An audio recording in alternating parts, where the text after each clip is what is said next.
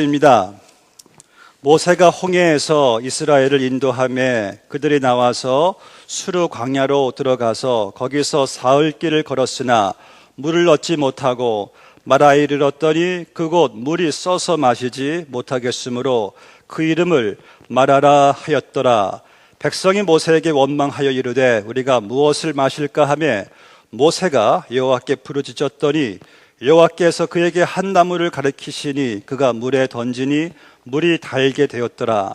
거기서 여호와께서 그들을 위하여 법도와 율례를 정하시고 그들을 시험하실세 이르시되 너희가 너희 하나님 나 여호와의 말을 들어 순종하고 내가 보기에 의를 행하며 내 계명에 귀를 기울이며 내 모든 규례를 지키면 내가 애굽 사람에게 내린 모든 질병 중 하나도 너희에게 내리지 아니하리니 나는 너희를 치료하는 여호와임이라.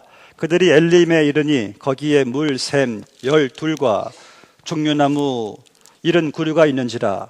거기서 그들이 그물 곁에 장막을 치니라. 아멘.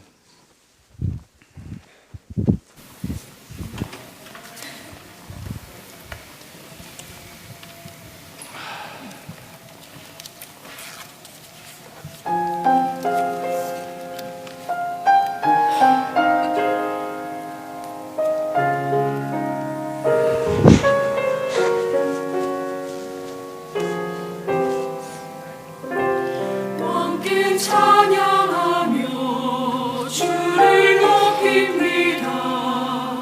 우리 주의 백성 마음 없는 사랑 놀라우신 자니 참 영원하도다.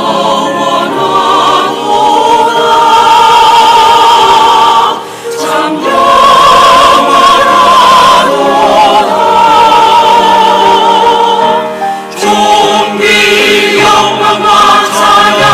주님께 거룩한 하나님 어린 양이여 왕의 왕 나 경배합니다.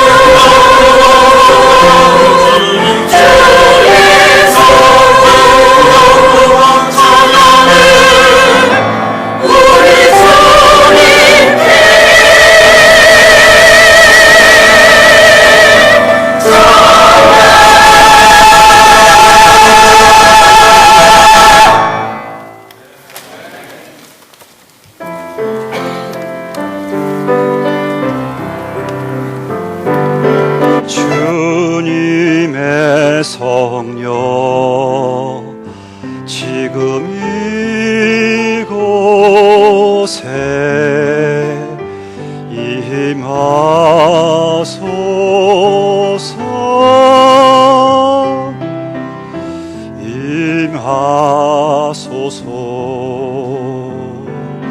주님의 말씀 지금 이곳에 임하소서.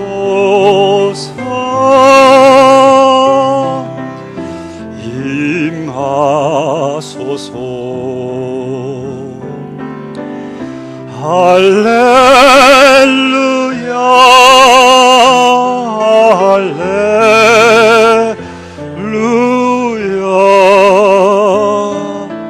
할렐루야,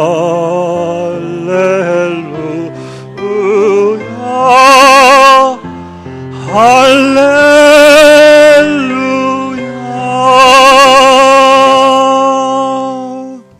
아멘. 여러분들이 지금 매일같이 그 큐티를 하시면서 그 출애굽기의 여정을 같이 여러분들이 말씀과 함께 걷고 계시는 줄로 압니다.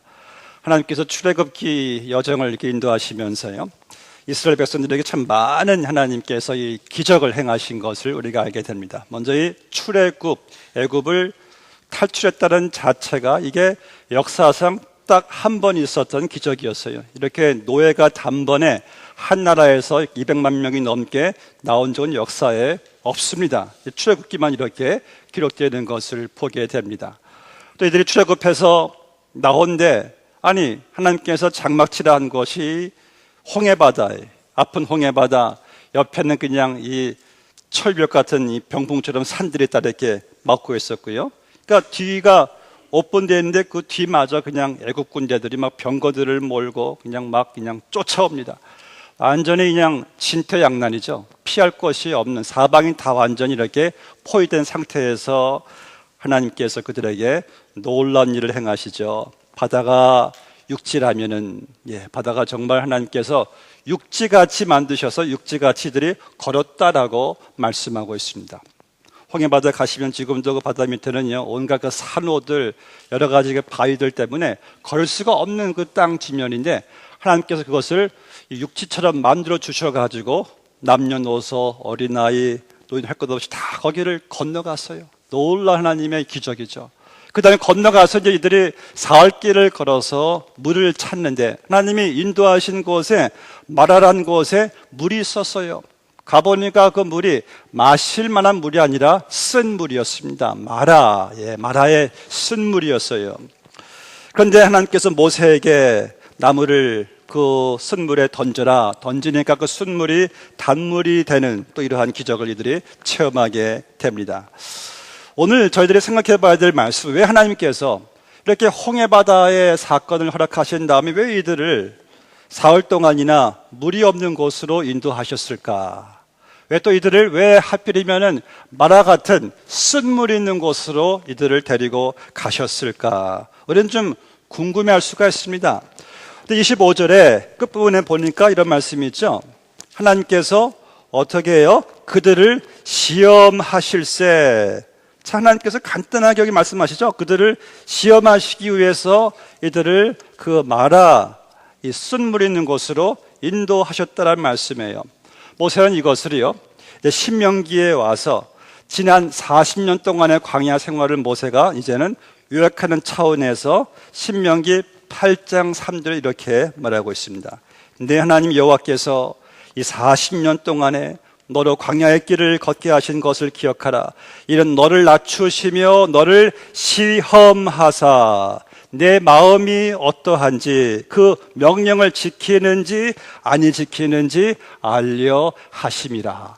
하나님께서 여러분들이 하나님 말씀대로 살아가는가 안 가는가, 내가 지금 영적으로 성장하고 있는가 아닌가를 하나님께서 알아보시려고 우리를 시험하신다는 말씀이에요.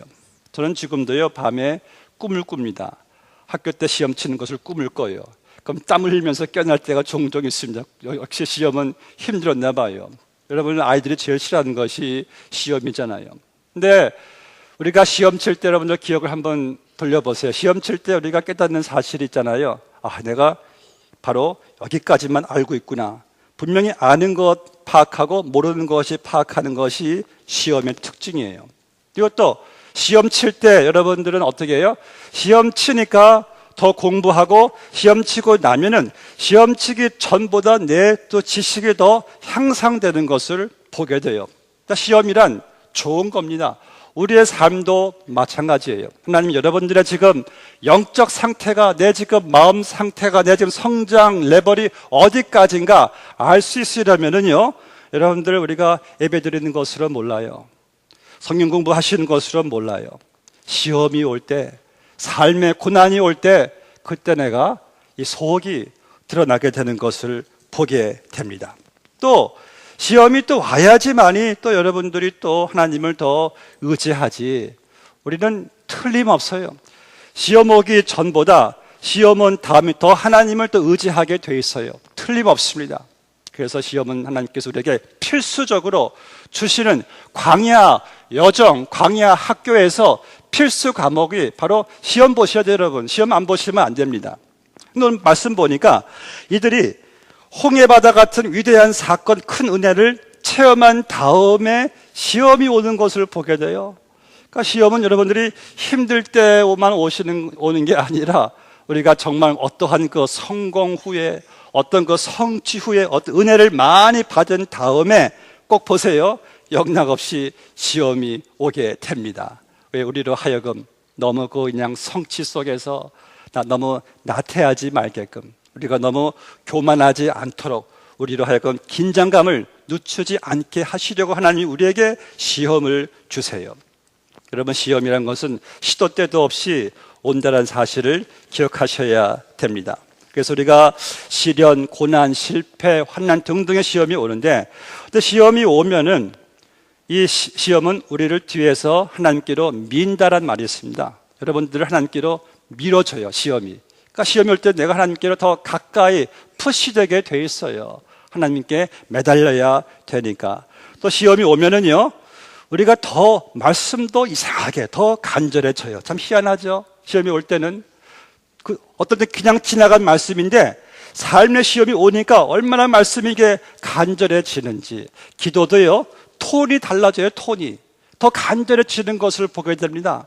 그러니까 여러분, 고난이 없으면은 우리의 삶에 과연 우리가 얼마나 영적으로 성장할 수 있을까라는 생각을 해 봅니다.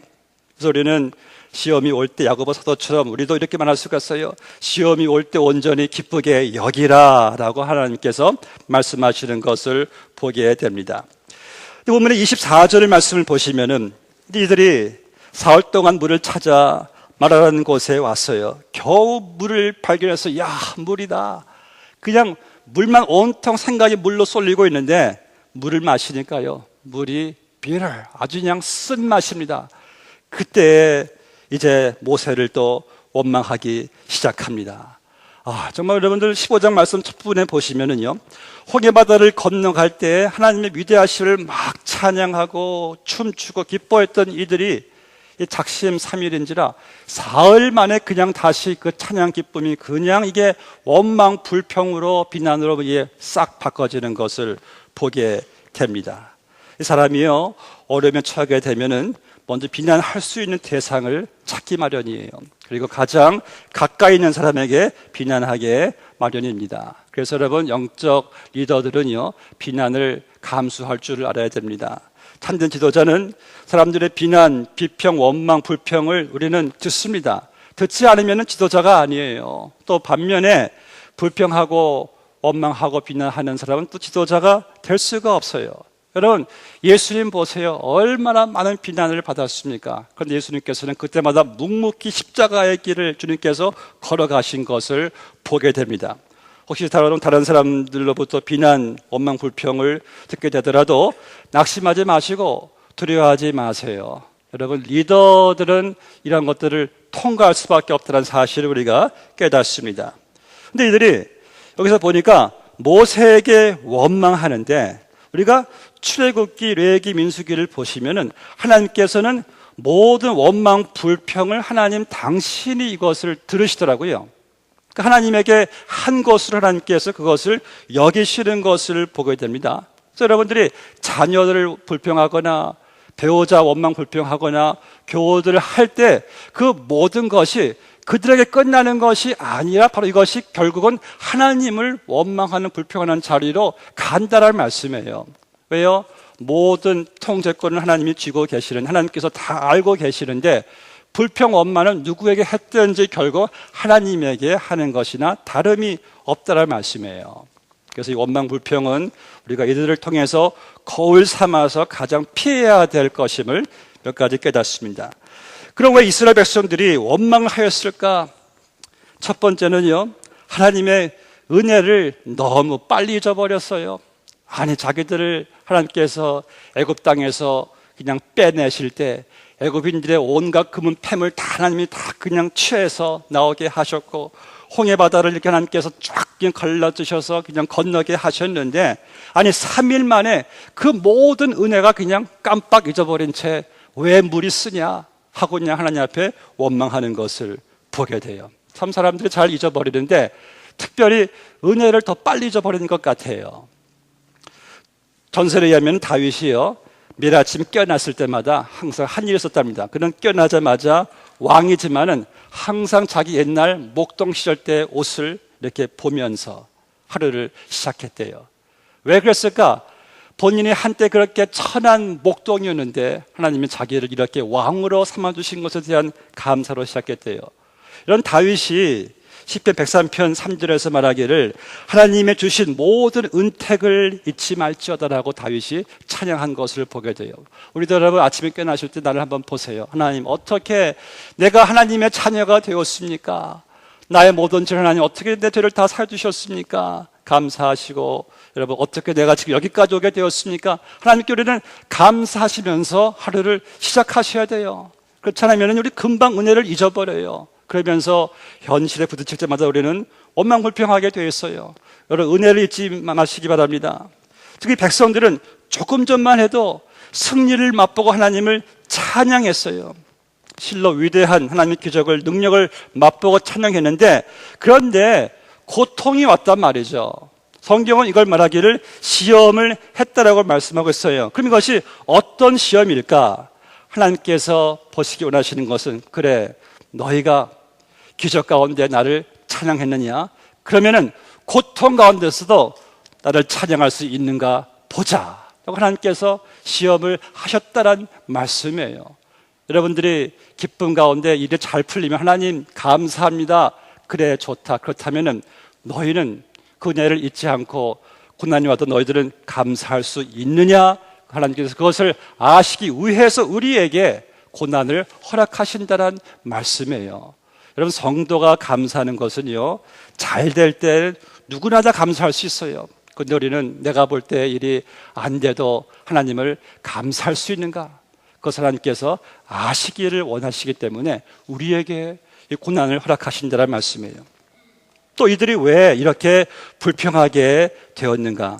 바로 현실이 물이 쓰니까, 현실이 쓰니까 이게 만족이 안 되니까 원망할 수밖에 없는 것이에요. 간단해요. 아니, 지금 우리 앞에 놓여 있는 현실이, 물이 맛있어요. 그러니까 원망이 나오죠. 불평이 나오죠. 그러니까 우리가 현실을 여러분 무시할 수가 없습니다. 환경을 무시할 수가 없어요. 그런데 하나님의 자녀된 우리는 현실만을, 환경만을 바라보지를 않습니다. 우리는요, 하나님의 섭리를 바라봐요.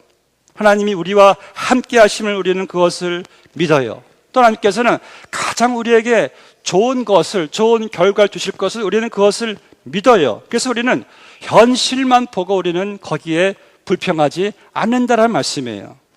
이런 초대교회 성도들을 보면은요, 그들의 현실은요, 너무나 비참해서요, 너무나 암담해서요, 예수 믿는 것 때문에 그들의 직장, 그들의 자녀들 다 잃고 순교도 당하고 모진 핍박과 모진 박해와 재산 다 몰수되기도 하고 극한 가난한 이들이 처했는데, 이들은 놀랍게도 그들은 기뻐했습니다.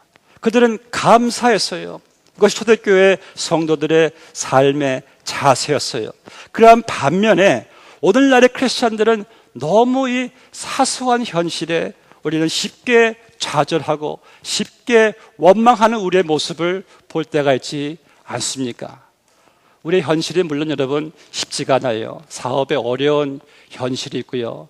아이들 교육하는 것 참 쉽지 않아요. 그런 현실이 있고 여러 가지 우리는 현실이 있어요. 근데 여러분 저는 항상 제가 제 3세계에 선교제에 가서 항상 제가 깨닫는 것이 항상 있습니다. 그들의 현실은 우리의 현실과 비교할 때 너무나 이 앞이 안 보여요. 너무 그들의 현실은 너무나 암담해요. 아이들 교육 거기서는 꿈을 꿀 수도 없는 그러한 상황입니다.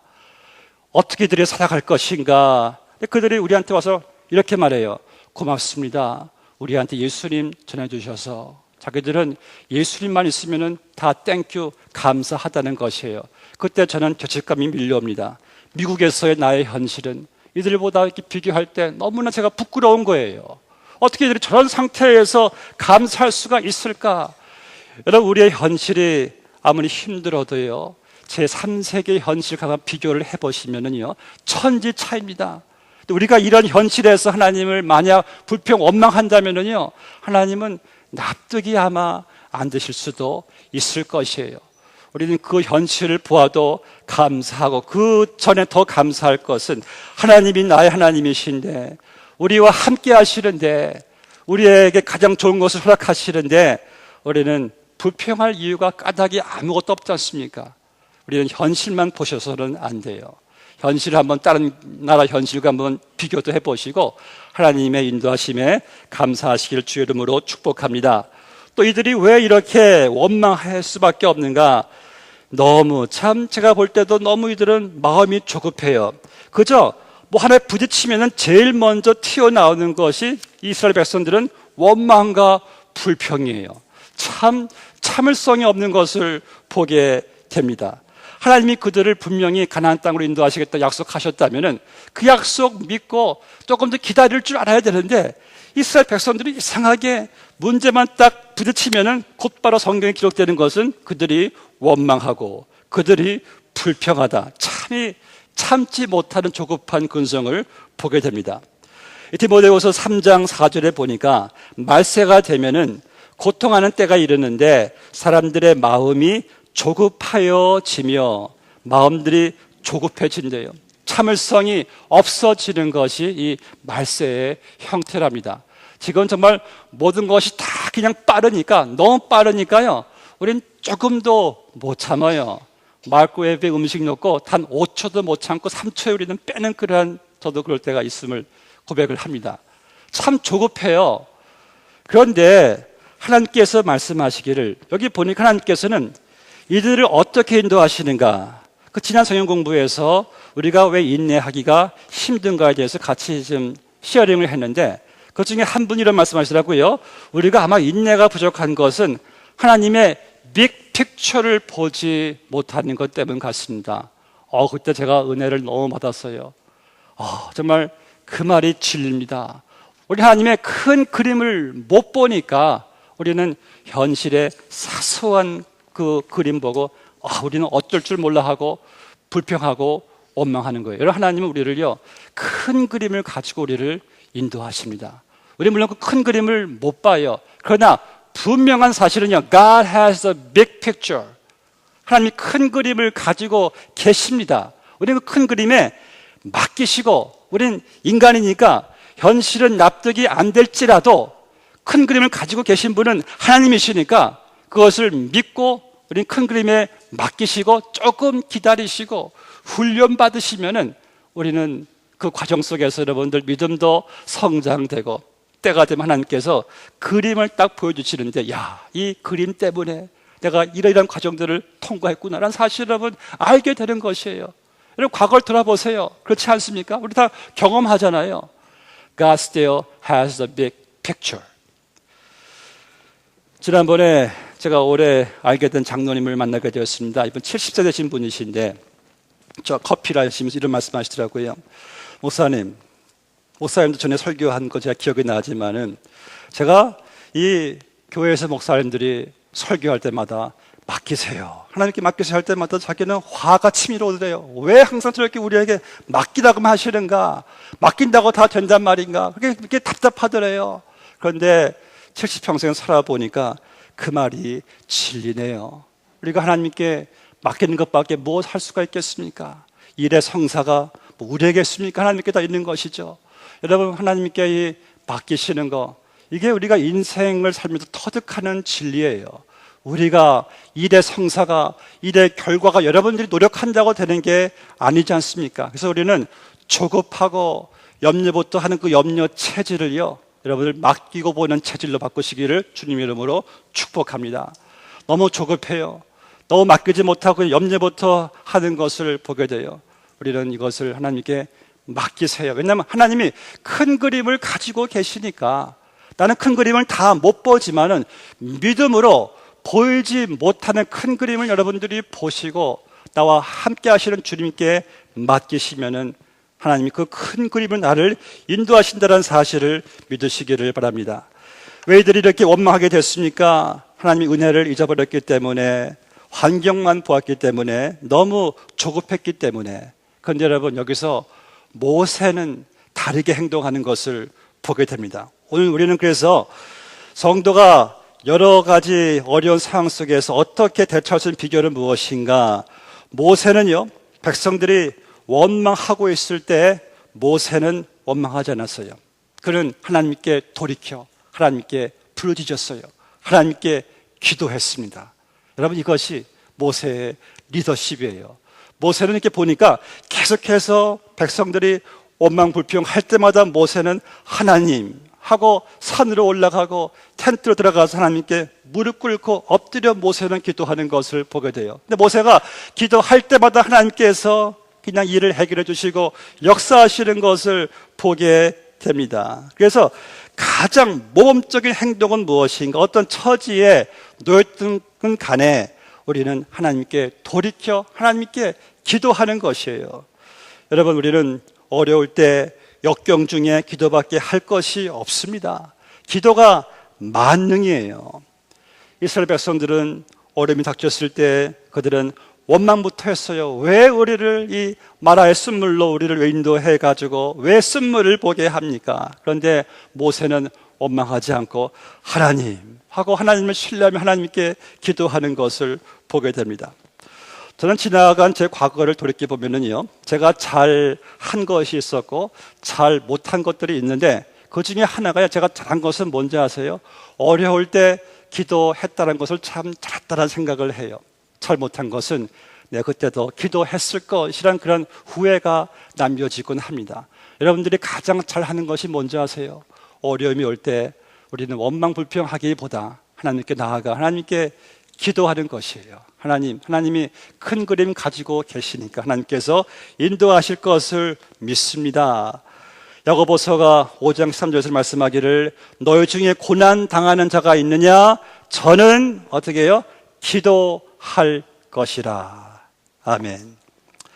두 번째로 모세는요, 이 쓴물 앞에서 백성들이 원망할 때 모세는 순종했어요.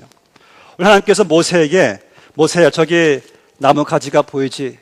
예, 저 나무 가지를 저 마라의 쓴물 위에 던져라. 그런데요, 모세가 지금 모세 주위에는 그 성난 지금 군중들이 모세를 지금 막 보고 있는 것이에요.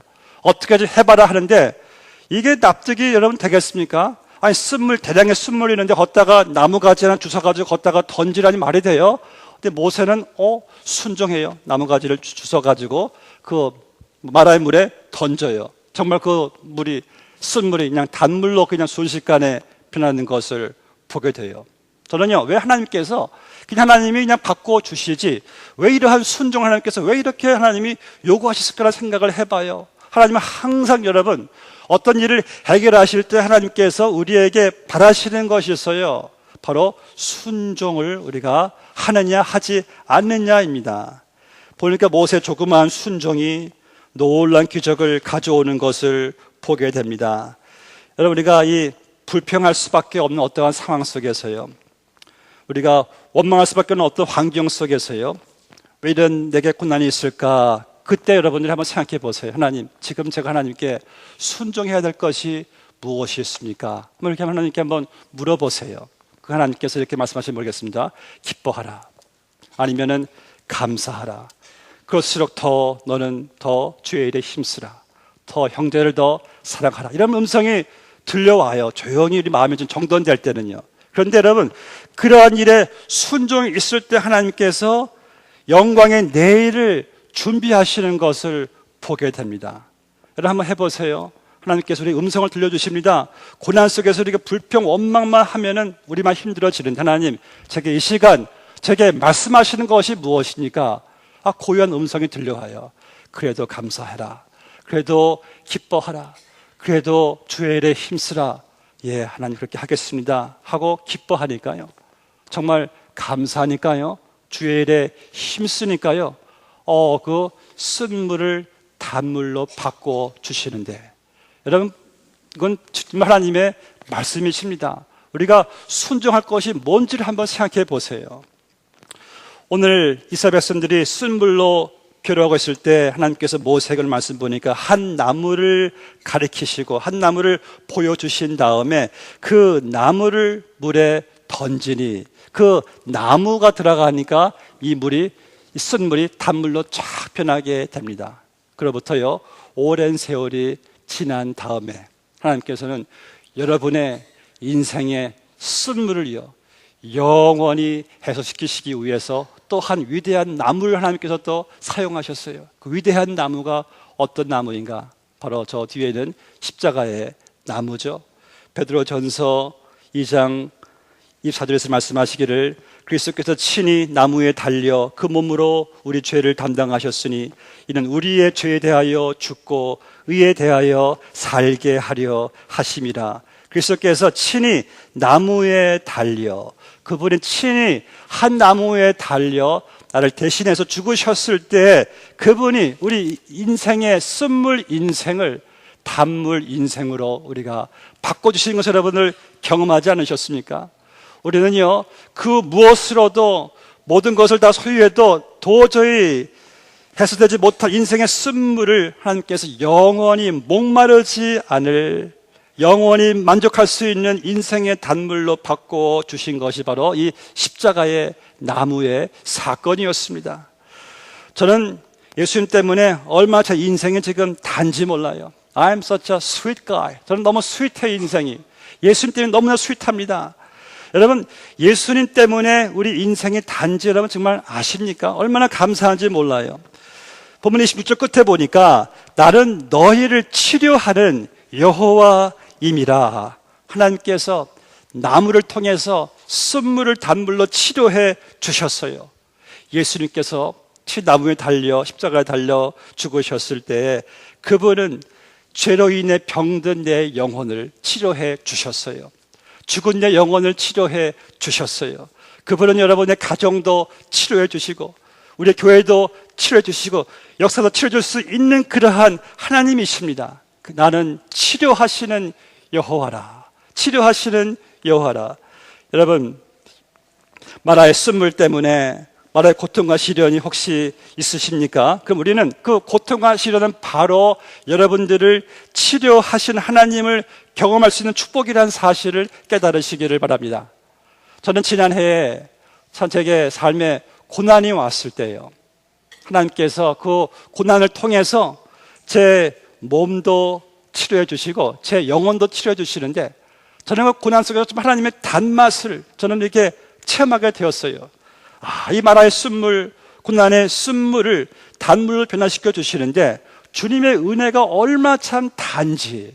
여러분 보니까요 진정 신앙의 단맛이 은혜의 단맛이 언제 온지 아십니까? 고난 속에 오더라고요. 고난 속에 하나님께서 단맛을 우리를 경험하게 하시는 것을 보게 됩니다. 나는 치료하시는 하나님이라 여호와임이라.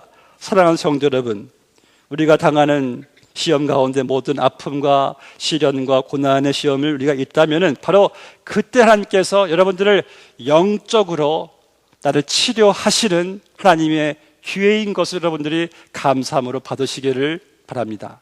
그럴 때 우리는 신앙의 영웅으로 여러분들이 나오게 되는 것이에요. 치료하시는 하나님, 우리를 낫게 하시는 하나님이 우리를 인도하십니다. 시험 가운데, 고난 가운데 그 은혜를 경험하게 되시기를 주님 이름으로 축복합니다. 같이 기도하시겠습니다. 아버지 하나님, 우리 인생 여정 광야길에 아버지 홍해 바다를 건너는 순간도 있었고, 마라의 숫물 앞에 또 아버지 서게 되는 순간도 있었고, 여러 가지 아버지 우리 인생이 축복과 고난의 양면성을 가지고 있는 것을 보게 됩니다.